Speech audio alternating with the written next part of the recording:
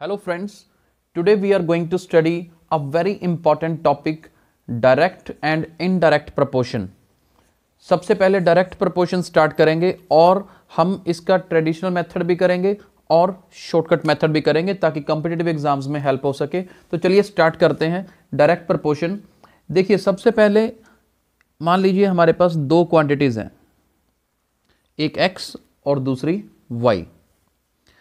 अगर x increase कर रहा हो, इफ x इज इंक्रीजिंग और y भी इंक्रीज करे उसके बेस पे, यानी x के साथ साथ y अगर इंक्रीज करे, या मान लीजिए अगेन अगर x डिक्रीज कर रहा हो, कम हो रहा हो और इसी के हिसाब से y भी डिक्रीज करे, तो ये दोनों केसेस किसके केस होंगे?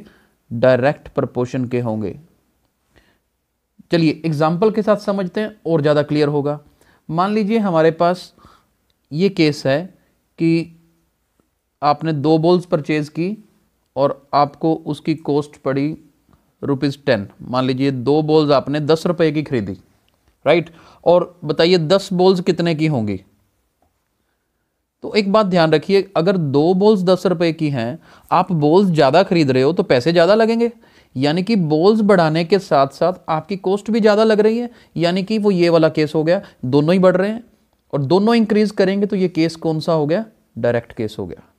पहले तो ये क्लियर होना चाहिए कि डायरेक्ट केस कौन सा होता है, समझ आ जाए। अब डायरेक्ट केस समझ आ गया तो अब हमें ये क्वांटिटी निकालनी है, यानी कि अमाउंट निकालनी है, ये वाली। इसको मैं x सपोज कर लेता हूं और हमारा फॉर्मूला क्या होता है डायरेक्ट प्रोपोर्शन का? ये फॉर्मूला आप ध्यान से समझना है।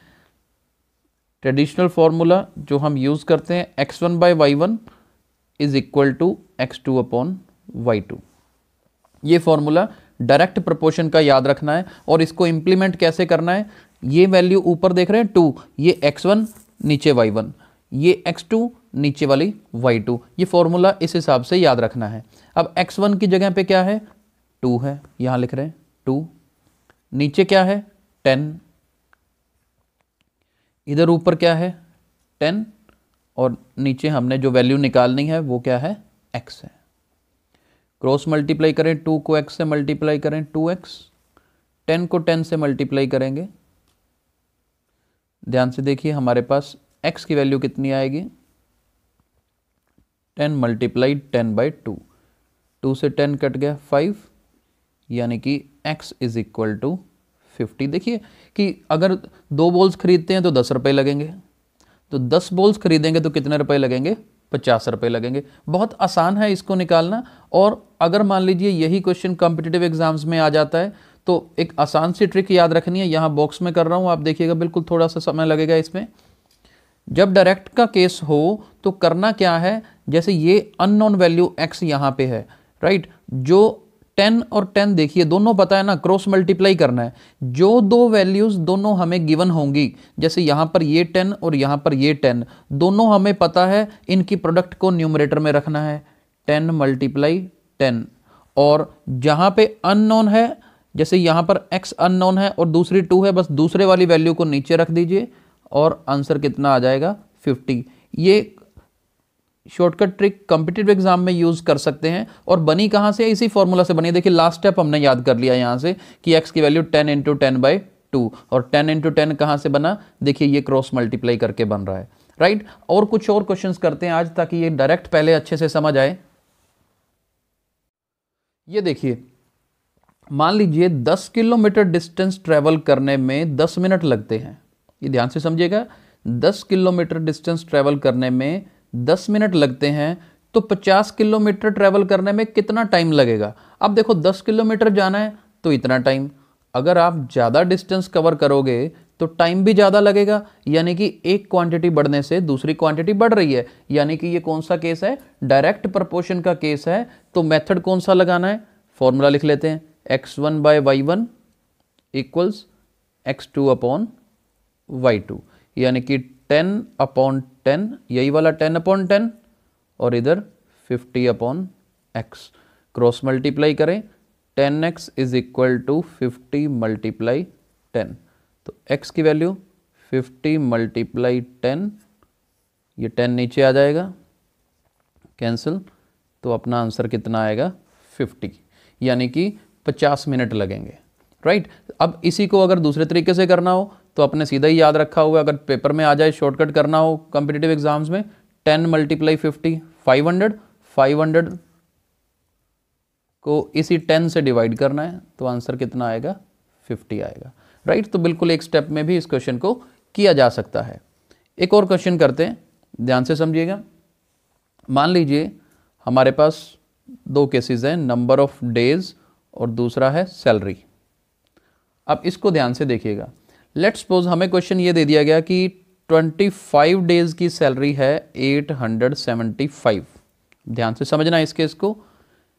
25 डेज की सैलरी 875 है, बताओ 6 दिनों की सैलरी कितनी होगी। क्वेश्चन समझ आया कि अगर 25 दिनों की सैलरी इतनी है, 6 दिनों की कितनी होगी। अरे भाई जब 25 डेज काम करके इतनी सैलरी मिल रही है, दिन कम हो गए हैं तो सैलरी भी कम हो जाएगी, ऑब्वियस सी बात है। तो इसका मतलब ये भी डायरेक्ट प्रोपोर्शन का केस है। पहले हमने इंक्रीजिंग वाले दो पार्ट्स किए, अब ये डिक्रीजिंग वाला है कि डेज कम कर दिए तो अमाउंट भी कम हो गई, लेकिन कंसेप्ट सेम रहेगा। वही फॉर्मूला x1/y1 x2/y2 लगाओगे तो बिल्कुल आंसर आ जाएगा। मैं इसको दूसरे तरीके से थोड़ा फटाफट कर रहा हूं कि अगर हम इसको पेपर में करना हो कॉम्पिटिटिव एग्जाम्स में तो कैसे निकालेंगे। इस 875 को इस 6 से मल्टीप्लाई करेंगे और डिवाइड किससे कर देंगे, 25 से डिवाइड कर देंगे, तो बिल्कुल आसान होगा। और इसको काट के देख लेते हैं, 5 के टेबल में 5 है और इसको काटोगे तो 175, अगेन 5 पे कटेगा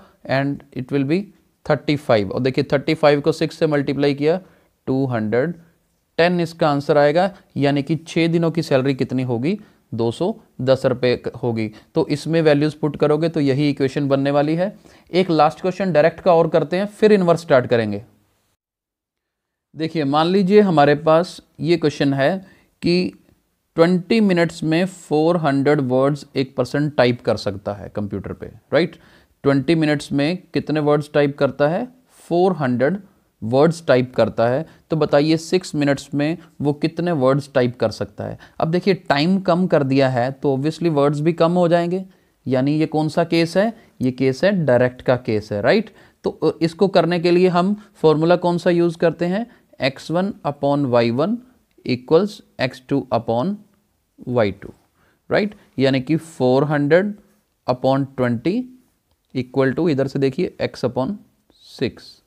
तो x की वैल्यू क्या आएगी, यहाँ से क्रॉस मल्टीप्लाई करके 6 ऊपर चला जाएगा, 400 × 6 और नीचे क्या रह जाएगा, 20 रह जाएगा, राइट। ये फॉर्मूला से हमने बना लिया। अगर वैसे देखें तो सीधा भी कर सकते थे, 400 × 6, जो वैल्यूज़ हमें पता हैं वो ऊपर रहेंगी और नीचे क्या आ जाता, 20। डायरेक्ट भी कर सकते थे, 0 से 0 कट गया, 2 के टेबल में 20 × 6 120 वर्ड्स, यानी कि इसका आंसर है। यानी कि अगर कोई 20 मिनट्स में 400 वर्ड्स लिख सकता है तो 6 मिनट्स में 120 वर्ड्स लिख सकता है। तो आई होप डायरेक्ट प्रोपोर्शन आपको क्लियर हुआ होगा।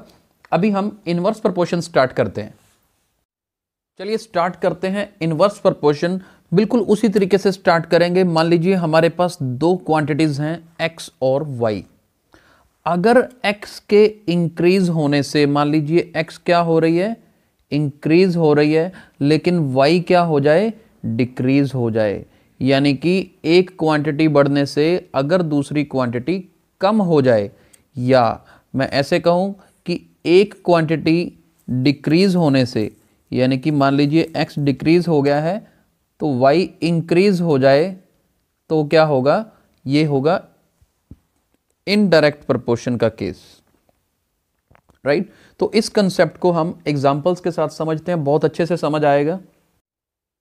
ये देखिए हमें नंबर ऑफ वर्कर्स, ये केस ध्यान से देखिएगा, ये दो चीजें गिवन है, नंबर ऑफ वर्कर्स और डेज।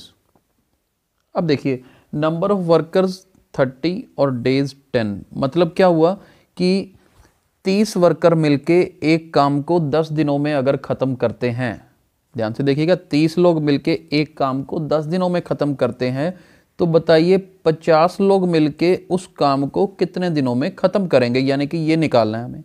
अब देखिए 30 लोग 10 दिनों में कर रहे हैं, मैन पावर बढ़ा दी, अगर मैन पावर बढ़ा दी है तो वो जल्दी काम करेंगे, यानी कि दिन कम लगेंगे, यानी कि वर्कर बढ़ाने से दिन कम लग रहे हैं।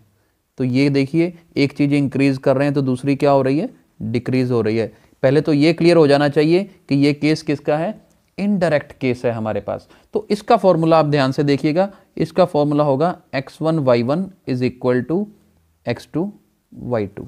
उसमें आपने x1 बाय y1 लिया था, अपॉन y1 लिया था, यहाँ पे इनकी प्रोडक्ट लेनी है, x1 y1 equals x2 y2।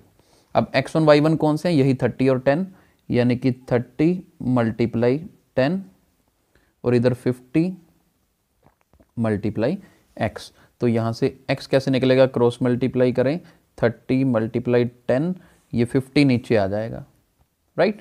तो यहीं पे ही हमने, अगर कम्पिटिटिव एग्जाम में आ जाए तो यही मेथड हमने यहाँ से भी एक कॉपी कर लिया।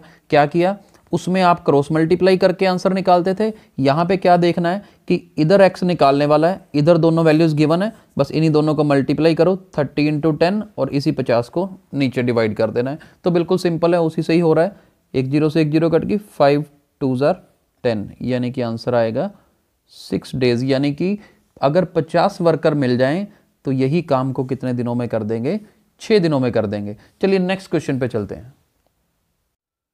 इस क्वेश्चन को ध्यान से देखिए, ये हमें डेटा गिवन है, speed 40 time 30, speed x time 20। इसका मतलब क्या है, ध्यान से देखिए। मान लीजिए किसी ने A से B तक जाना है, यानी कि एक जगह से दूसरी जगह पे जाना है, तो उसको अगर वो 40 की स्पीड से जाता है, ये 40 मतलब किलोमीटर पर आवर में ले लीजिए, अगर वो 40 की स्पीड से जाता है तो उसे 30 मिनट्स लगते हैं, यहाँ पे लिख देते हैं 30 मिनट्स लगते हैं, राइट। तो बताइए अगर वही वो डिस्टेंस 20 मिनट्स में कंप्लीट करना चाहता है तो कितनी स्पीड से जाए। अब ध्यान से समझ लीजिए, दोबारा क्वेश्चन बता रहा हूँ, अगर 40 की स्पीड से जाता है तो 30 मिनट्स यानी कि आधे घंटे में पहुंच जाता है। बताइए वो अगर 20 मिनट में पहुंचना चाहता है तो उसकी स्पीड क्या होनी चाहिए। अब देखिए ना, अगर टाइम कम लगाना चाहते हैं तो स्पीड बढ़ानी पड़ेगी, यानी कि ये कौन सा केस हो गया, इनडायरेक्ट केस हो गया। तो इसमें फॉर्मूला कौन सा लगेगा, x1 y1 equals x2 y2, यानी कि 40 multiply 30 is equal to x multiply 20। तो अपना आंसर क्या आएगा, 40 इंटू 30, 20 नीचे आ जाएगा, इधर x बच जाएगा। क्योंकि इनवर्स का केस है, वैसे भी यही बनना था, हमने क्या पढ़ा था कि 40 इंटू 30 करो, 20 से डिवाइड कर दो। देखिए उसी स्टेप पे पहुंच गए हम, 0 से 0 काट दीजिए, 2 के टेबल में 20 मल्टीप्लाई 3 60, यानी कि स्पीड कितनी रखनी पड़ेगी उसे, 60 किलोमीटर पर आवर स्पीड रखनी पड़ेगी, फिर वो 20 मिनट्स में ये डिस्टेंस कवर कर पाएगा। एक पार्ट और करते हैं, ध्यान से देखिए। मान लीजिए नंबर ऑफ मशीन्स, ये क्वेश्चन ध्यान से देखिएगा, नंबर ऑफ मशीन्स और टाइम, इनका रिलेशन है हमारे पास कि 3 मशीन्स मिलकर कोई काम 50 मिनट में कंप्लीट करती हैं, राइट। 3 मशीन्स मिलकर एक काम को 50 मिनट में कंप्लीट करती हैं। बताइए अगर 10 मशीन्स मिल जाएं तो कितने टाइम में काम खत्म करेंगी। अब देखिए 10 मशीन लगेंगी तो टाइम कम लगेगा भाई, राइट, टाइम कम लगेगा। तो कंसेप्ट हमारा क्या है, अब देखिए ध्यान से, हमने पढ़ा हुआ था कि 3 इंटू 50, अब मैं सीधा कर रहा हूँ 3 इंटू 50 और डिवाइड किससे करेंगे, 10 से करेंगे, यानी कि यही काम को कितनी देर में किया जा सकता है, 15 मिनट्स में किया जा सकता है। तो ऐसे पेपर में कॉम्पिटिटिव एग्जाम में आए तो आप सीधा ऐसे कैलकुलेट कर सकते हैं। अदरवाइज फॉर्मूला कौन सा था, एक बार फिर से लिख देता हूँ, x1 y1 is equal to x2 y2, ये फॉर्मूला यूज करके ही ये इक्वेशन बनी। तो आई होप आपको डायरेक्ट प्रोपोर्शन और इनवर्स प्रोपोर्शन का केस कंसेप्ट बिल्कुल अच्छे से क्लियर हुआ होगा। आप हमारे वीडियोस को लाइक और शेयर जरूर करते रहें। Thank you so much.